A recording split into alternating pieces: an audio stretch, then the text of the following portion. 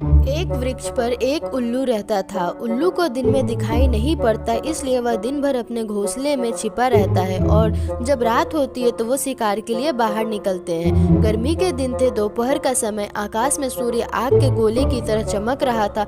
बड़े जोरों की गर्मी पड़ रही थी। कहीं से एक बंदर आया और वृक्ष की डाल पर बैठकर बोला, ओह, बड़ी भीषण गर्मी है। आकाश में सूर्य आग के गोले की तरह चमक रहा है। बंदर की बात उल्लू के भी कानों में पड़ी। वह बोल उठा, क्या कह रहे हो? सूर्य चमक रहा है? बिल्कुल झूठ। चंद्रमा के चमकने की बात कहते तो मान भी लेता। बंदर बोला, चंद्रमा तो दिन में चमकता नहीं, रात में चमकता है।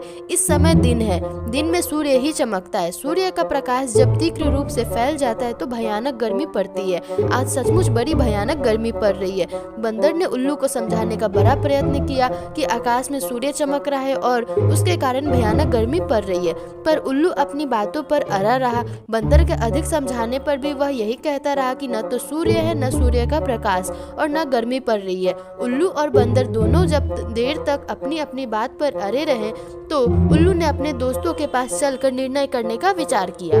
बंदर ने उल्लू की बात मान ली। उल्लू उसे साथ लेकर दूसरे वृक्ष पर गया। दूसरे वृक्ष पर सैकड़ों उल्लू रहते थे। उल्लू ने अपने जाति भाइयों को एकत्र करके कहा, भाइयों, इस बंदर का कहना है इस समय दिन है और आकाश में सूर्य चमक रहा है। आप लोगों ही निर्णय करें, इस समय दिन है या नहीं और आकाश में सूर्य चमक रहा है या नहीं। उल्लू की बात सुनकर उसके जाति भाई बंदर पर हंस पड़े और उसका उपहास करते हुए बोले, क्या कह रहे हो जी? आकाश में सूर्य चमक रहा है? बिल्कुल अंधे हो। हमारी बस्ती में ऐसी झूठी बात का प्रचार मत करो। पर बंदर अपनी बात पर ठान था।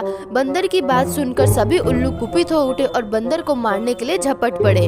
बंदर प्राण बचाकर भाग चला। कुशल था कि दिन होने के कारण उल्लुओं को दिखाई नहीं पड़ रहा था। उधर दिन होने के कारण बंदर को दिखाई पड़ रहा था। उसने सरलता से भागकर उल्लुओं से अपनी जान की रक्षा कर ली। इस कहानी से हमें यही सीख मिलती है कि जहाँ मूर्खों का बहुमत होता है वहाँ इस प्रकार सत्य को भी असत्य सिद्ध कर दिया जाता है।